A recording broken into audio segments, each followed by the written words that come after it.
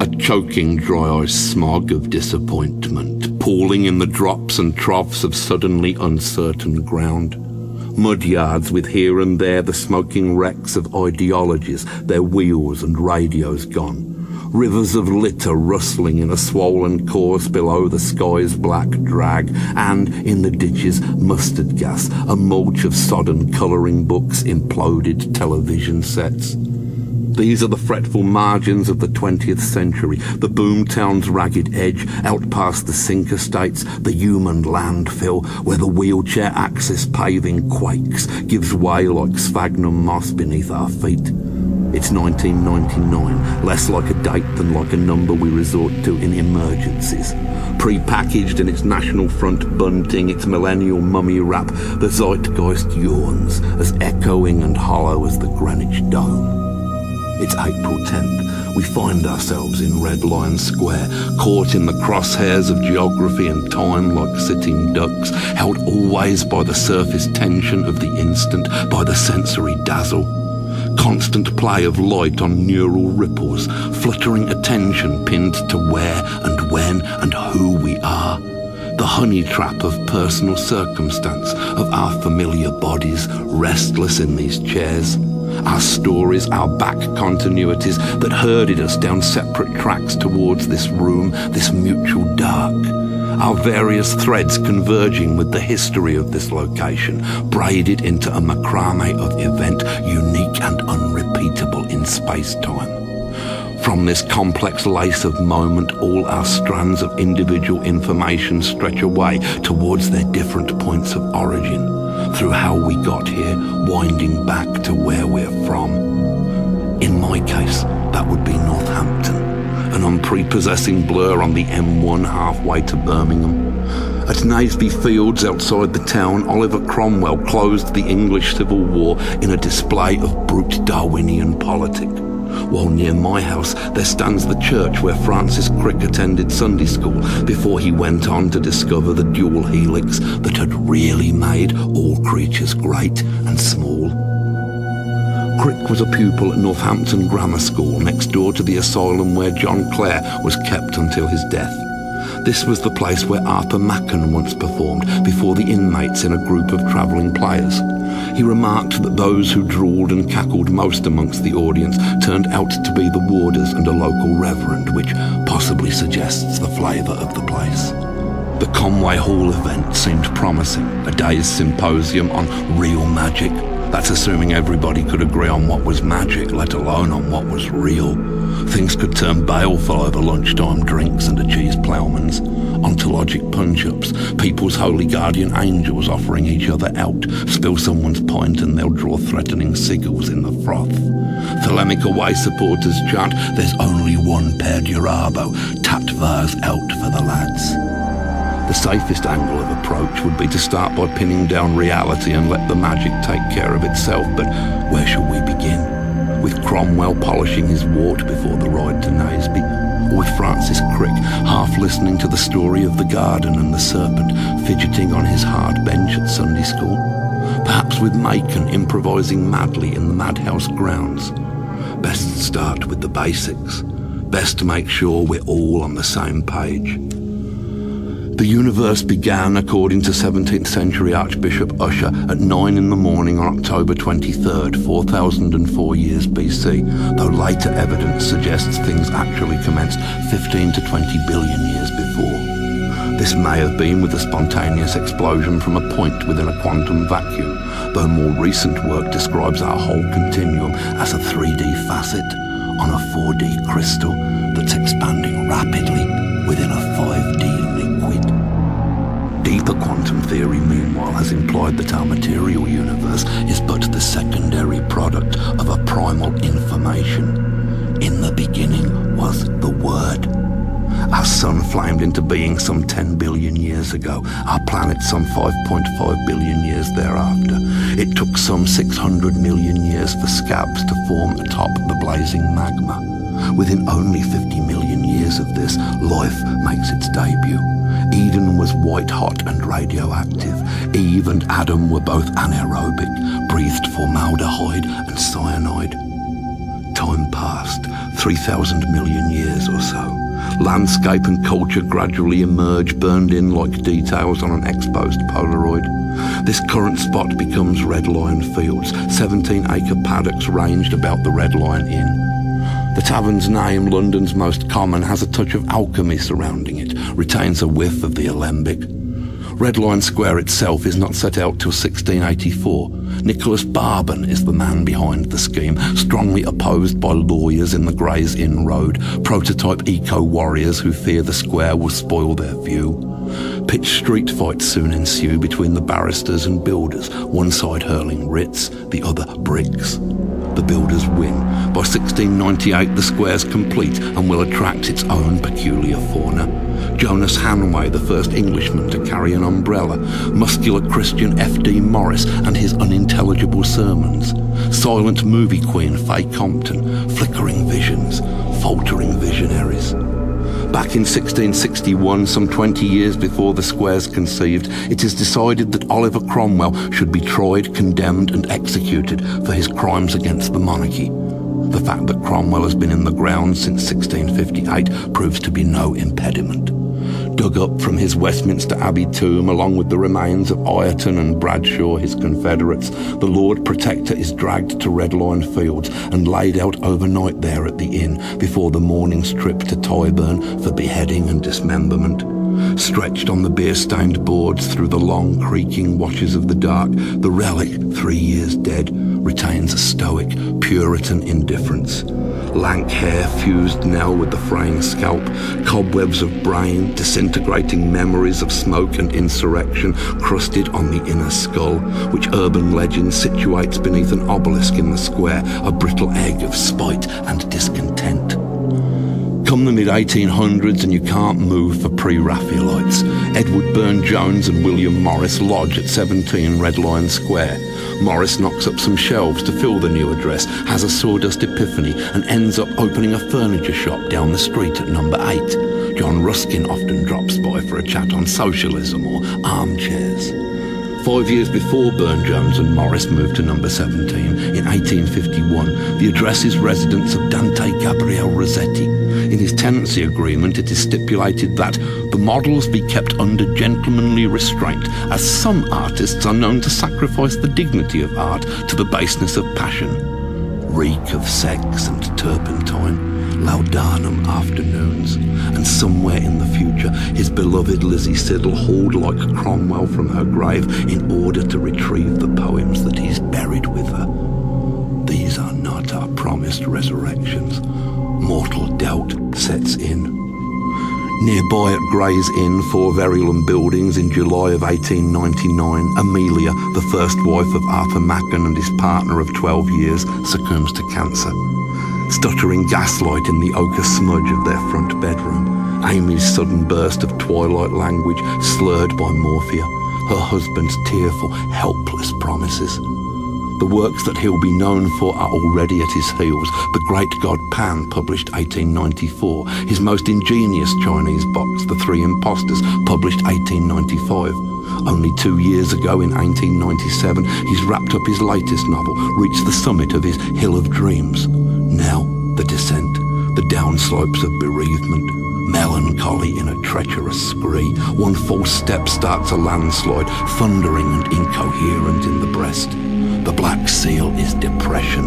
We reel punch-drunk in the human ring. Love and death, working as a tag team, will undo us all. We are insensate molecules assembled from the accidental code engraved upon our genes, mud that sat up. Chemicals mingle in our sediment, and in their interactions and combustions, we suppose we feel, suppose we love. We reproduce mathematically predictable as spores within a petri dish. We function briefly, then subside once more to the unknowing silt. We are a blind contingency, an unimportant restlessness of dirt, and yet Rossetti paints his dead Elizabeth, head tilted back on her impossibly slim throat, eyes closed against the golden light surrounding her. Clay looks on clay and understands that it is beautiful. Through us the cosmos gazes on itself, adores itself, breaks its own heart. Through us matter stares slack-jawed at its own star-dusted countenance and knows incredulously that it knows, and knows that it is universe.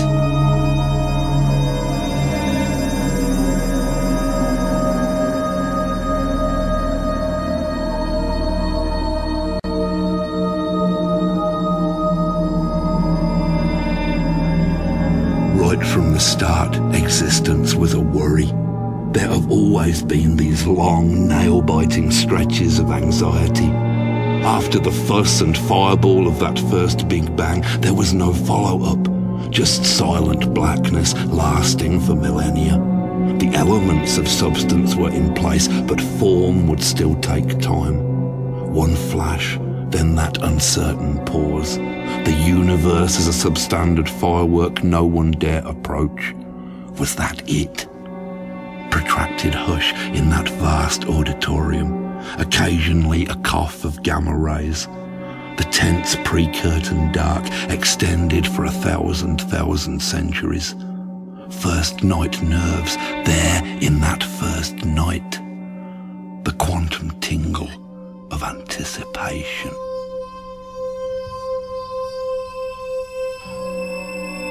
Nobody knows what to expect at this unprecedented matinee.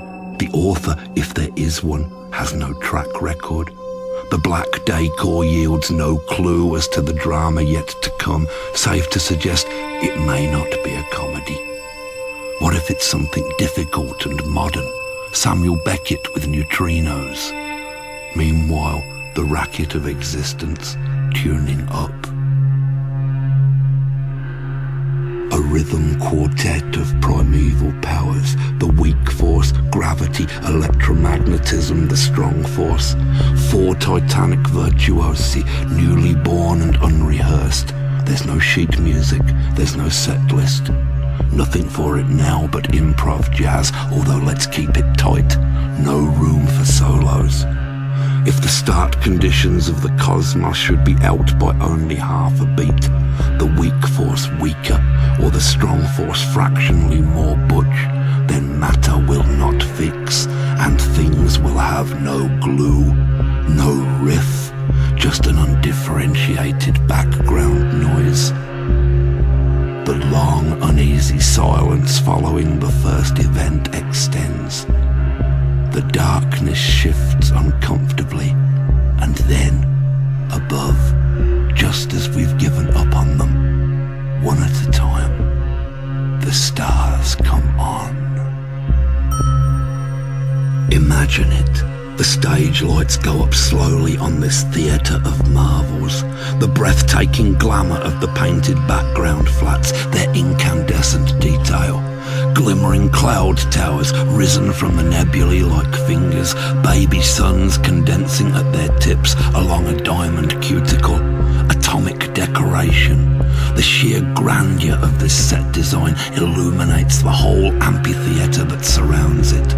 Seats of mass arranged in orbit rings, and comets bustling like ushers with their torches in the aisles, alert for boisterous pulsars or for singularities furtively snogging in the blackout with their mouths wide open. All around these shimmering furnitures in their Magellanic plush. Proscenium galaxies to frame the action, chandeliers of constellation. Planets call about the fresh-lit suns, last-minute touches to the scenery before the play commences. Where are the performers? Save for the occasional Greek chorus of a meteor storm, the spangled boards are empty. The harsh spotlight of the now awaits the opening act, awaits life's debut, messy and unpolished, disappointingly underattended. Many of our earliest creation stories, our first act scenarios, seem to give top billing to a snake. Sometimes it slides around a tree, or sometimes coils the world about. Perhaps it has 2 heads, or is instead 2 separate serpents winding up the shaft of a caduceus towards winged godhead. DNA, the double helix, puts itself together accidentally from lifeless chemicals, while overhead the firmament flares into being. In our every cell, furled at the nucleus, there is a ribbon 2 yards long and just 10 atoms wide.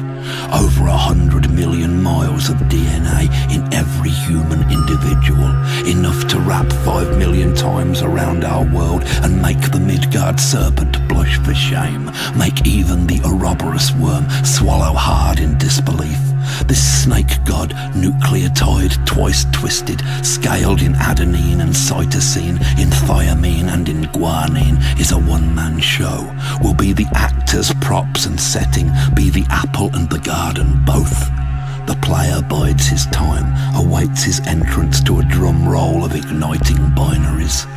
This is the only dance in town, this anaconda tango, this slow spiral up through time from witless dirt to paramecium, from blind mechanic organism to awareness. There below the birthing stars, life sways and improvises. Every poignant gesture drips with slapstick pathos and unbearably affecting bravery. To dare this stage, this huge and overwhelming venue, squinting through the stellar footlights, hoping there's an audience, that there's someone there, but dancing anyway. But dancing anyway. That's how it starts in this primordial Odeon. The DNA, the life snake turning slowly underneath the nuclear spatter of the sky, the sequined canopy. The serpent's magic number, 23, is mirrored in the number of paired chromosomes within the human recipe. This is the gorgeous worm described by Lady Frida Harris in the luminous Thoth tarot she devised with Crowley. R221, the universe, the path that reaches up the Kabbalistic tree from Malkut, the dominion of unknowing matter, up towards the higher planes of sentience arranged above. Upon the card, the snake uncoils in languid ecstasy, surrounded by the elements and ringed by glittering zodiac. But who's the woman that it dances with so erogeously? Who's that girl? In those creation stories where the serpent gets a speaking part, a woman's usually involved. Take Eden. In the orthodoxy of the Golden Dawn, it said that Eve and Adam were at first hermaphrodite immortal beings, although possibly of limited potential. With the fall, for making love and also a fruit salad from the tree of good and evil, they're cast out into the mortal world of sex and death, where they bear sons, a murderer and a victim. This is only comprehensible if Eve and Adam were amoebas, even to the detail of Eve sprouting from her husband's side. Immortal and hermaphrodite, they could not know of good and evil, know of anything save simple cell division. No potential. Winding down the world tree's bells, the serpent of the double helix plots cold-blooded strategy. If there is to be progress, then there must be sex, there must be death, and all Earth's children, all the myriad creatures must destroy each other to survive. Into mortality and evolution we descend, we fall.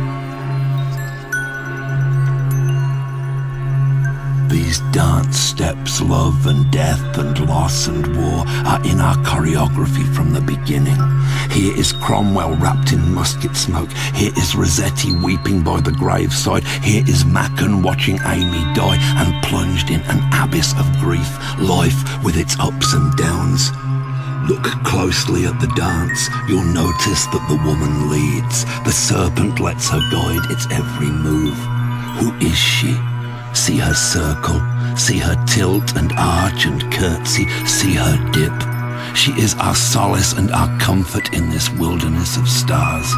When the bereaved Rossetti tries to resurrect his love in paint and canvas, it is she, sat at his side, who steers the brush. She who leads Machen out of pain and up the hill of dreams.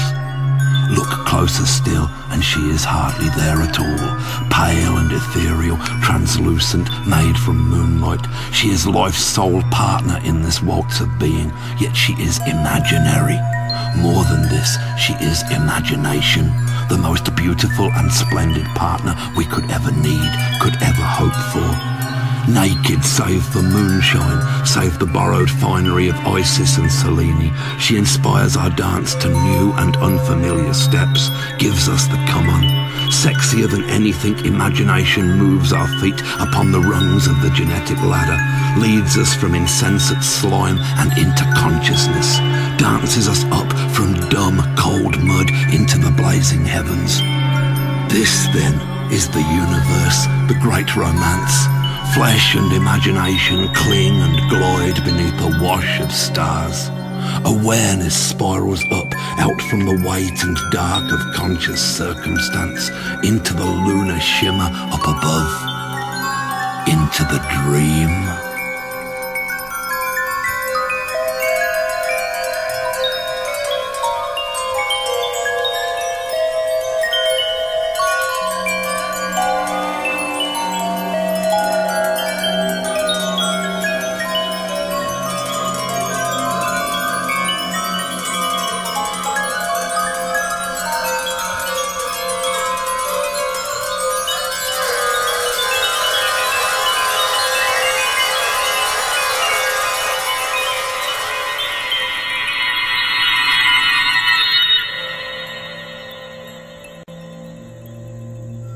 A silver fog, the lunar dusts of memory surrounding us, dream dunes, the craters left by hope, by fantasy. Where do you get your ideas, Mr. Machen? Sat by the bed, the ticking clock and Amy's pulse, then just the clock. This is our human contract, then. Attraction and bereavement, love and loss. This is the hurtful chasm between fact and fiction, between what we want and what we get. Those limbs and their familiar movements made ungainly, stilled by death. The waxen pallor blossoming with the receded heat. Her body smaller somehow, something gone, her gone. Oh, Amy, this is not a story. This is fact, and all the future that they might have had, her voice that speaks his name and wakes him red-eyed in the empty bedroom, her perfume, her touch, her smile, that's fiction. That's all dreams now. That's all gone. With his wife's death, Machen surrenders to despair, black, crashing waves of it. The floodgates of the heart collapse and buckle overwhelmed. Life's floorboards crumble and the plunge seems bottomless. Our glands scream enzymes as the elevator drops. The chemic balances inside us lurch and reason staggers. Something gives in Machen. From the depths he's flung into the golden and exalted state he names in his autobiography as Sion, then sinks gradually into a twilight ambience he calls Baghdad, where fables walk the London streets and dreams loom forward suddenly, out from the violet shadows. Baghdad. Arabian nightmares smoulder at the corners of Red Lion Square. Exotic tableaus, fabulous grotesques in every court or close along the Gray's Inn Road. Men who seem knitted from the dusk at large in this queer lunar shift. The lanes and alleys are become another place, transmuted by the lodestone silver of imagination. Shabby promenades made new, made souks and minarets in the mind's moonlight. This is Yesod, purpling Sephiroth of dreams that hangs like marvellous weather just above the plains of body, world and waking mind. The gated yards of Holborn shiver with phantasmagoria, and every gas lamp has its blue and hissing genie. That which is grows indistinct and wavers in a gel of that which might be. Oil-skinned puddles formed between the cobbles, tremulous end-paper marblings of colour to enhance the lurid tales and melodramas writ in rust on every guttering, in cracks and snail script on each paving slab. Meaning billows as a damp fluorescence in the cul-de-sacs that beads the top coat with dwarf opals. People who were never born but only written beckon from the drives and doorways. There are roc's eggs hatching in the rain spouts.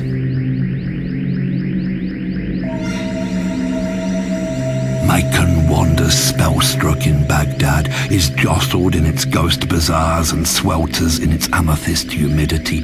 Peculiar dumb shows glimpsed in spills of lamplight. Machen is accosted by impossibilities. Characters from the three impostors step out through its shifting layers to tug his coat sleeve in the park. Odd notions surface in a rolling sheen of trout skin from the smoking fog.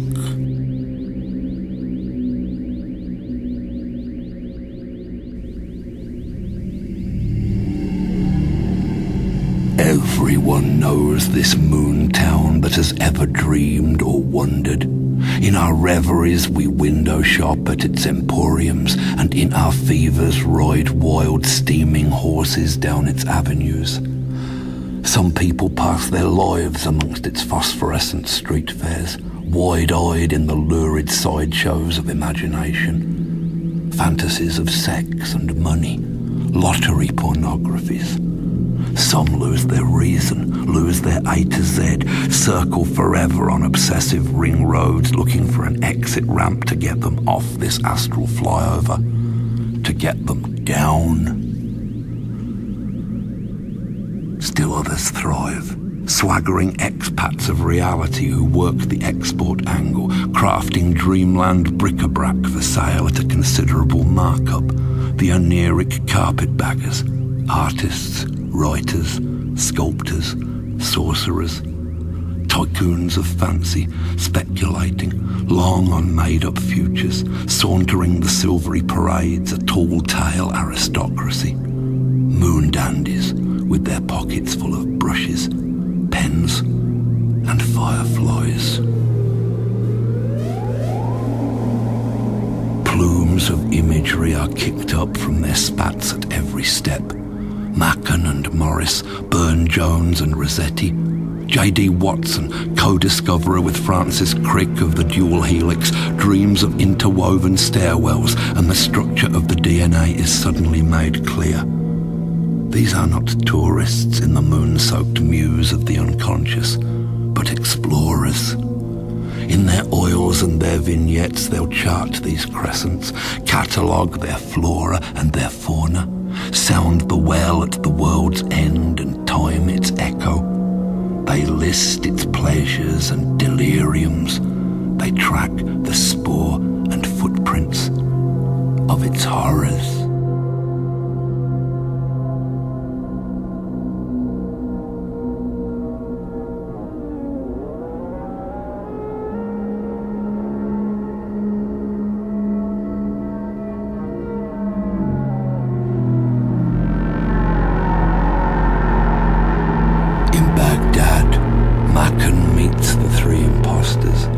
Engaged in conversation with his own creations, gets his ear bent by young men with spectacles.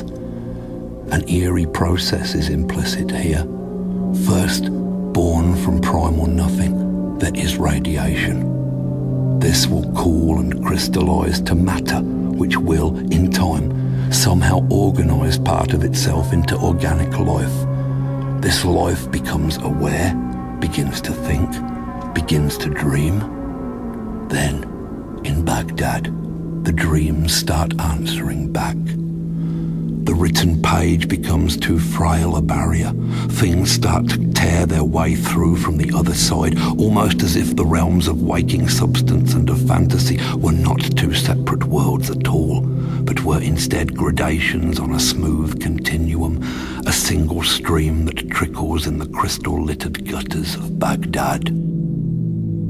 The dreams start answering back. Miss Lally waves to Machen from a tea shop window.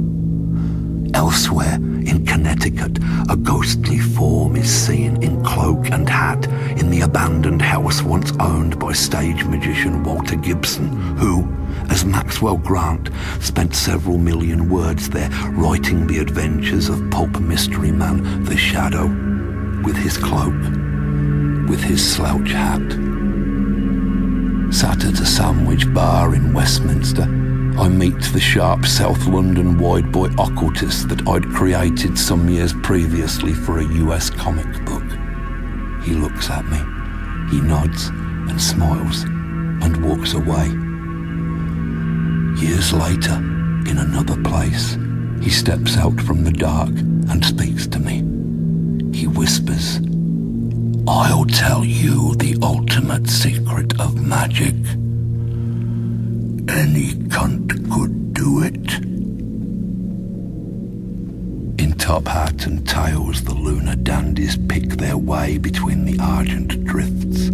The consciousness of hours birthed in the factual muds of earth is blossomed here, is opened like a lily in this sensuous, fictive moonlight. From this plateau of awareness we may tilt our heads back and behold the cosmos, scintillant above us. Not until we can inhabit our imaginations are we able to imagine the great hierarchy of planets, the tiered further layers of intelligence ranged overhead, superior lights of which this silvery radiance is only a reflection. In Baghdad, all things are possible. Here we can glimpse the high rungs of our twisted stair, can climb on a rope ladder to the sun.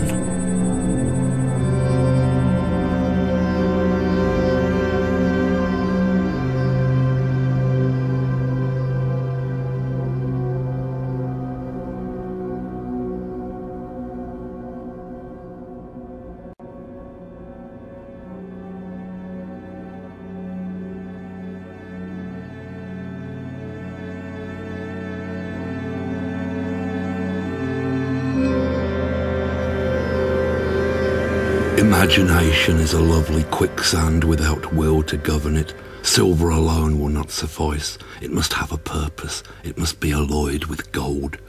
Alone our fantasies become a dismal opium, unhappy masturbations, the unfinished screenplay, the abandoned goal, a quagmire of sour fancy.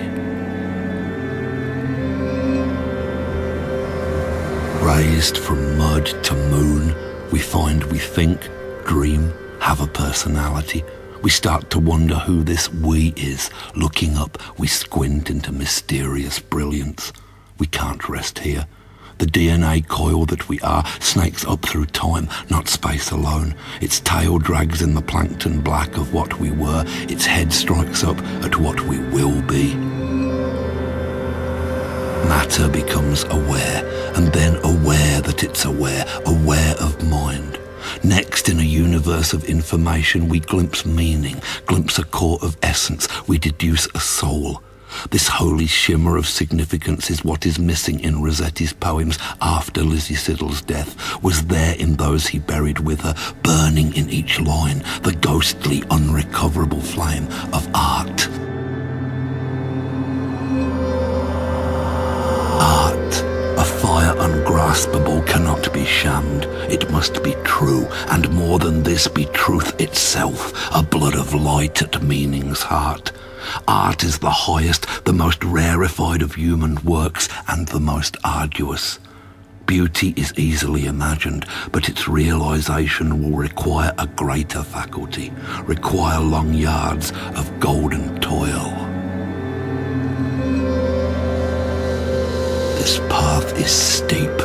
Hand over hand, we clamber upwards on the burnished chain of difficult ideas our snaking ladder has become, towards a lucent stratosphere.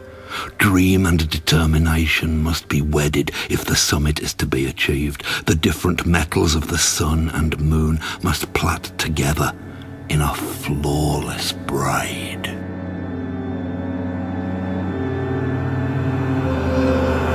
Our silver and our gold, one with the other must be tempered, must become each other. Blood and gluten are exchanged as the white eagle trades its hue with the red lion. This is sex and transformation. This is alchemy, this uphill climb out of the squalls of personality that we believe ourselves to be into the essence that we know we are. As we ascend, our personal atmospheres begin to clarify. Fogs burned away by sun. The things we think we are dissolve. Our edges melt into the escalating brilliance. Our names fall from us like abandoned overcoats, along with all the habits, guilts and quarrels we have sewn like bricks into the hem, too hot and heavy for these altitudes. In mounting warmth, we strip away the underwear of our identity. Blushing and giggling, we pull our genders down around our ankles, and then naked, we climb on.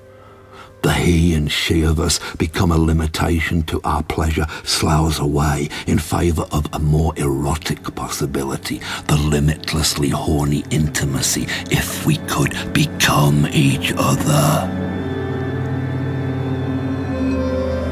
The bright, distinctive clothing of ourselves torn off, discarded in a careless heap, the staid and separate restraints of us abandoned in the urgent thrill of I. Male and female intertwined in a caduceus squirm, silver and gold fused in a dazzling metallurgic coitus. After the chimic wedding comes the chimic orgy. Sun marries moon, the fantasy is tempered in the deed. Rossetti brings another vision to completion. Frida Harris finishes the serpents on the skirts of art. This sensuous rhythmic pouring from one vessel to another, a cascade between the mind and soul, between our individual brush fires and the single blaze of self. Art, in the human truth of it, touches the universal.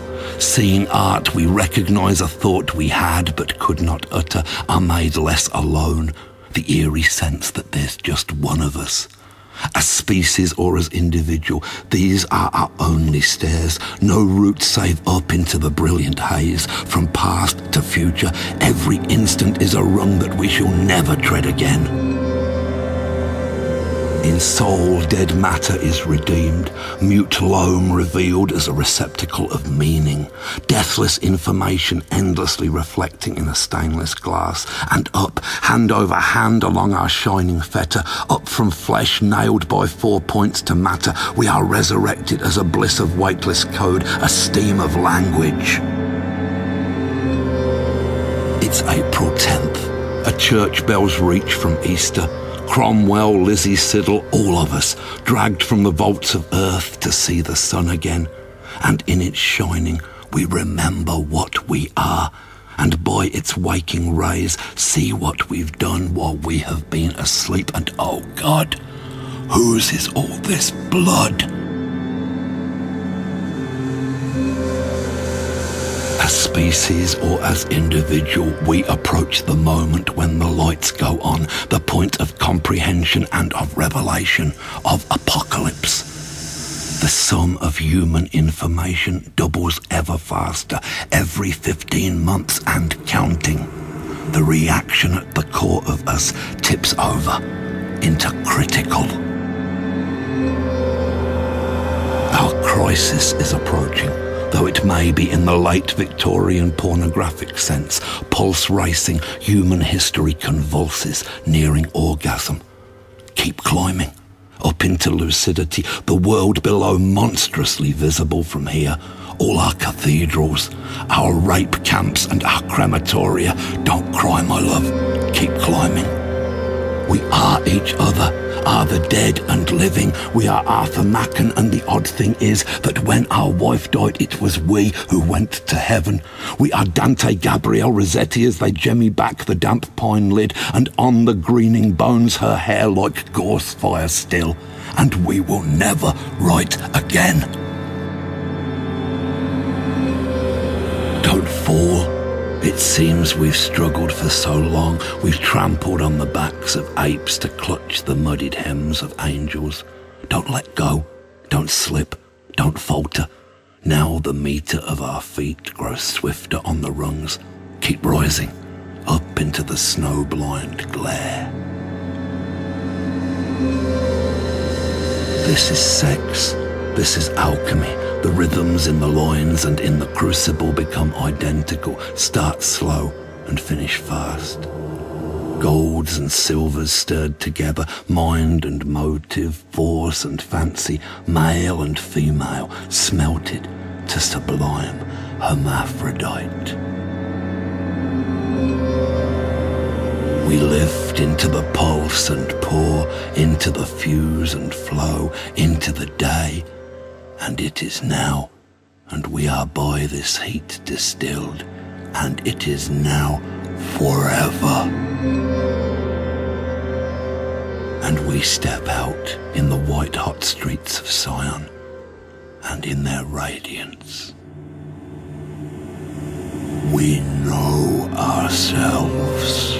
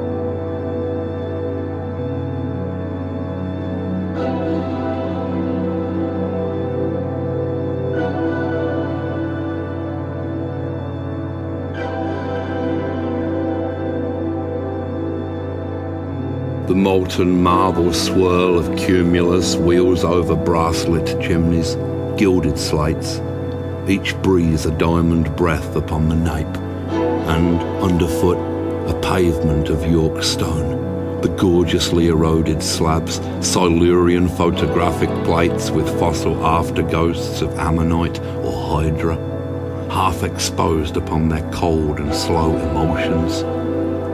Filigrees of moss, liquefied emerald trickling in the seams, where ink-bead ants weave urgent script about the foundered totem post of a spent match, a fallen Lucifer.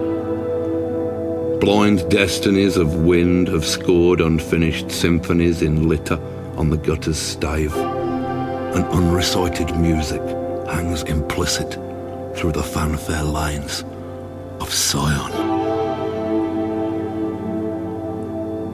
Machen reels, bewildered in the archetype and glory, in the roaring avenues. The peeling letters of the shop fronts are shapes borrowed from some angel lexicon, and every vendor's unintelligible cry is made the prayer call to a new impending Palestine, its eaves and gables fluttering with Pentecost. The human body is itself exalted in its dear familiarity, the mammal scent become an envelope of clear blue fire, and every step or gesture turned to sweet refrains on a beloved instrument. Exchanging robin blazoned farthings for a flower girl's proffered buttonhole seems like an age-old mystery play. Both players smiling at their roles, their cherished and word-perfect dialogue, the time-worn props of coin and blossom. Space and time fold in, a painted fan. Decade and distance are collapsed to a magnificent carnelian of here and now. Within this city, every city is contained, those gone, those yet to come, or those which never were, in grand simultaneity. Undressed of earthly circumstance, London is Nineveh, Byzantium, is Blake's Jerusalem and Joyce's Dublin. All of history in miniature compressed, occurring now within its passages and corners. Rome is raised and fallen in the drifts of litter at the market's edge, ruled by a dynasty of blowfly Caesars. Cain rends Abel on the cockfight's scarlet cobbles. Paris fingers Helen in a tavern alley, sulking light of Dresden, Carthage, Nagasaki, glowering from the smithy's brazier. All time and being focused to a single phosphorescent point, all things aflame with symbol, with significance. In 1936, the funeral cortege of George V is crossing Theobald's Road, just north of Red Lion Square, bound for Westminster Hall, where Cromwell's statue scowls upon all regents, black as powder burn. As the gun carriage bearing the dead king rattles across the Theobald's Road tram lines, the imperial crown atop the coffin trembles violently, the Maltese cross surmounting it dislodged to tumble in the Holborn gutter. Walking close behind his father's pall, Edward VIII, himself to abdicate within a year, grows pale as chalk, is heard to murmur, "Oh Christ, what will happen next? Oh Christ."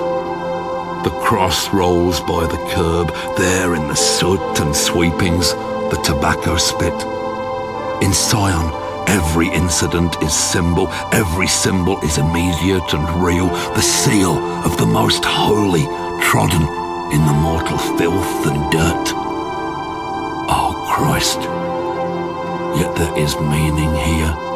The symbol of divinity within mankind is crucified. A dog's death, crucified with thieves, dies in the human gutter with the world's shit all around. And this, then, is the truth, that the profane and sacred are both one, and that the salt of the earth and its scum are struck from the same coin. And in our lowest depths, the worst abyss of us, there is light. Oh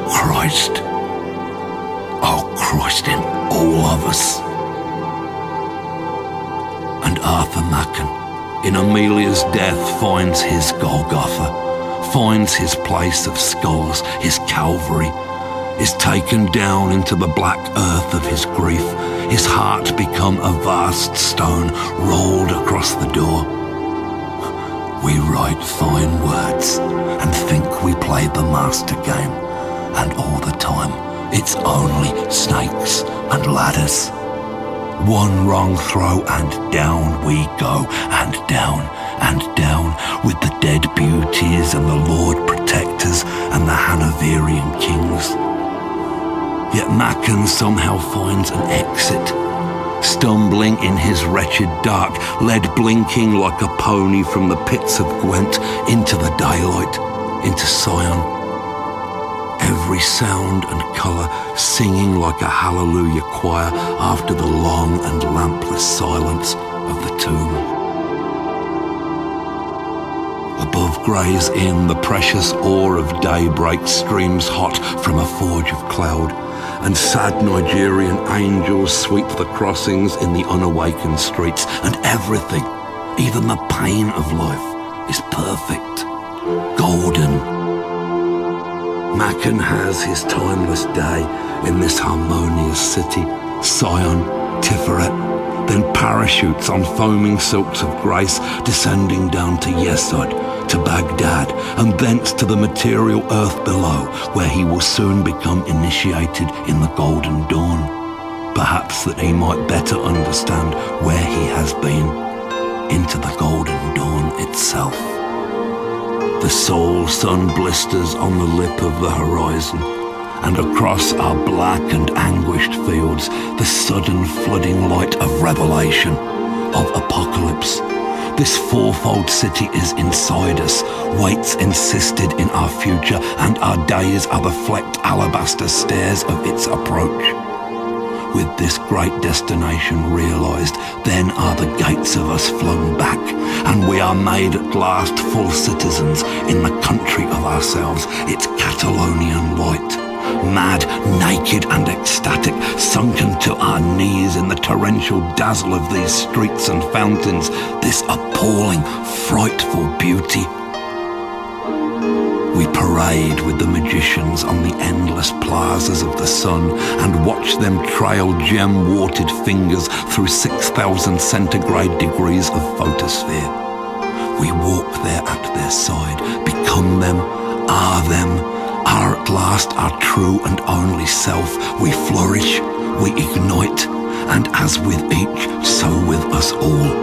So with our culture and our world, where information brinks its melting point, its saturation threshold, and we all look up in that white moment when the sky unwraps and the unfiltered truth of us rains blazing down. A searing holy deluge where those parts of us we've not yet turned to gold are utterly devoured, are made incinerate.